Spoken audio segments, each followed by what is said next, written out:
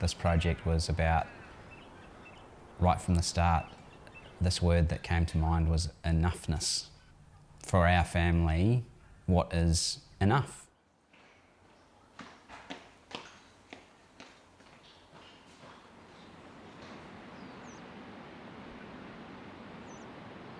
This journey for Ash and I and the kids started back in late 2024. We've been living in Williamstown for a number of years, trying to find the right property where we could put our spin on it.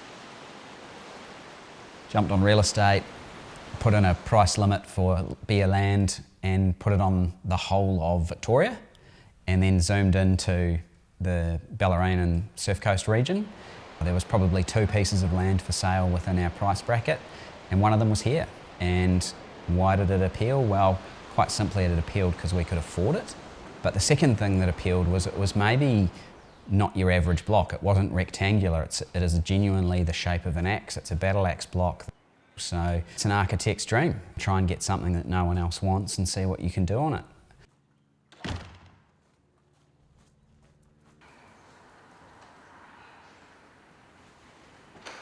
The brief, after we figured out that we wanted to move down here and we secured the land, Ash and I had some really good chats and honest chats about how we wanted this home to make us feel. And we have young children, we're both working, life's really busy and at times chaotic. And how can we create a home that for the 4 of us makes us feel calm and relaxed? And I think in a nutshell that's what we set out to achieve. And probably when we look around at the finishes and the spaces we've created, that was the ultimate aspiration.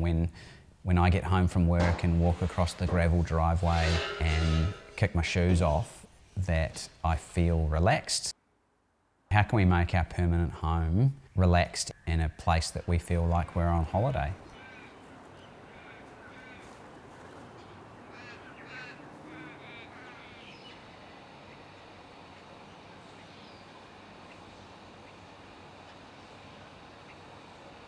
The shape and the geometry and size of the site led to some pretty quick and efficient design decisions in how we lay out the spaces.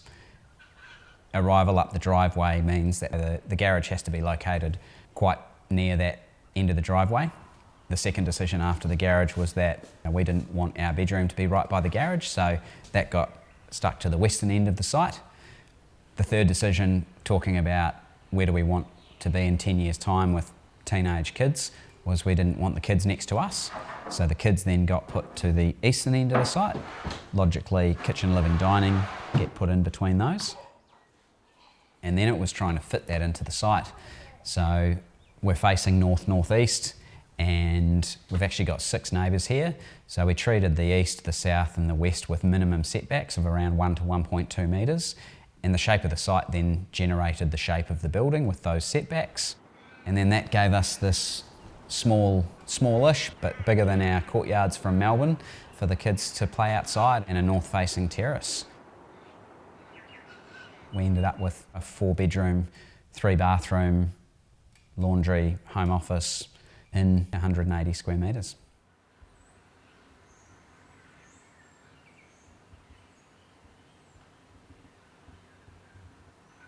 In terms of enoughness for us, the average Australian home was 236 square metres, and we didn't have that much space to work with here.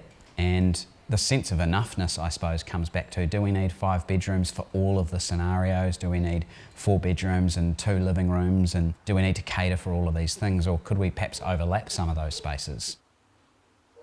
Both being Kiwis, we wanted to allow space for family and friends to visit.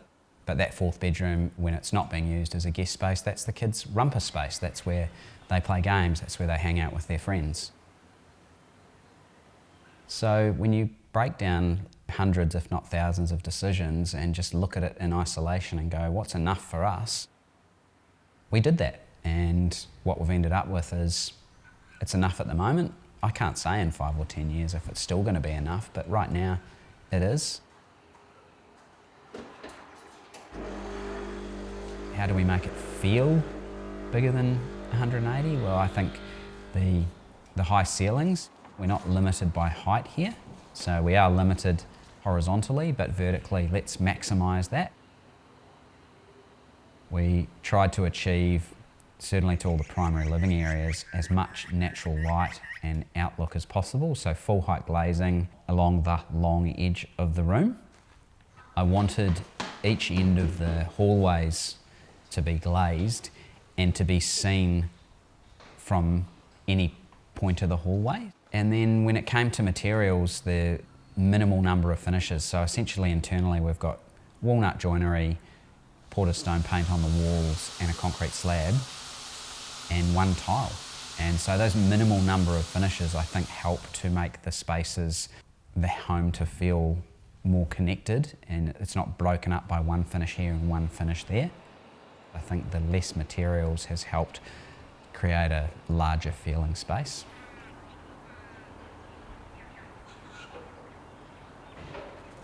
At Wolveridge, we like using natural products and materials, and we use a lot of timber. This was going to be a timber home, tied in with the idea of wanting this beach house and feeling that it was appropriate in the context of Torquay when I drove around the streets. So I started to look around for options, and I came across Smartdeck online. And what I liked about the product itself, as opposed to a hardwood, which is really durable but also very heavy. Part of the reason we're looking to embrace that thermally modified product from Smartdeck was the stabilised cell structure of the timber should, over time, perform better with the harsh Australian weather, whether that's the driving rain in winter or the harsh sun in summer. The expectation is that the cladding will stand up to that. I shot a message. I got an immediate response from Peter, who's the owner of the business, with him and his wife Jules. It wasn't automated, it wasn't generic, and it just felt right. They were really good people with a really great product. You see the timber, the additional battens on the exterior of the timber to hopefully generate a bit of light and shadow and rhythm, and we're really enjoying now seeing the cladding grey off. In a few years it might be the tone of a bit of driftwood and just nestled into the back streets of Torquay.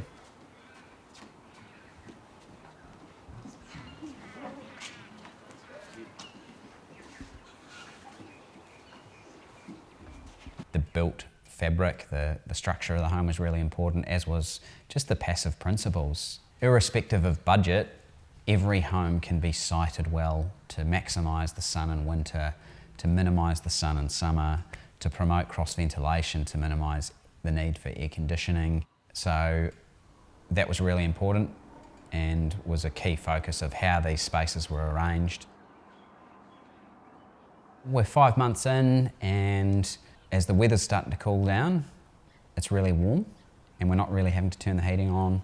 It's just staying nice and temperate in here.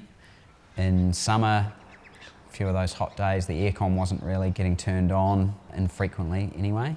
When we talk about the effort and the investment in the thermal performance of the house, I can definitely see that that's paying off.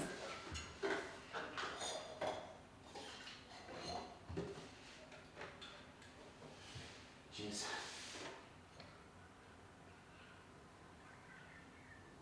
How do you do high quality architecture for a lot less money?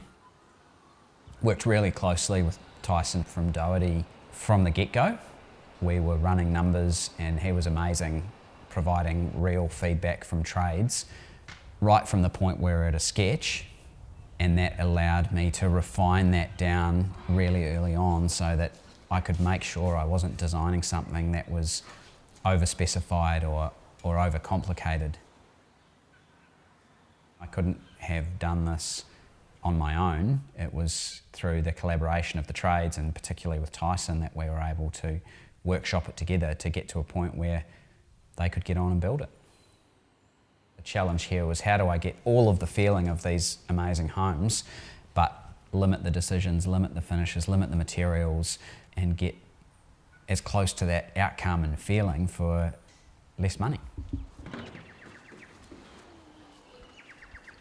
A custom architectural bespoke home designed for your site, for your brief, is going to cost more than an off-the-shelf home.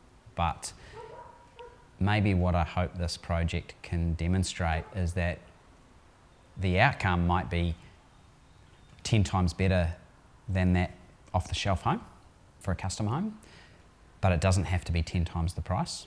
And yeah, maybe it is a jump up in cost, but the value emotionally, functionally, exponentially over time is just, you can't put a financial value on that.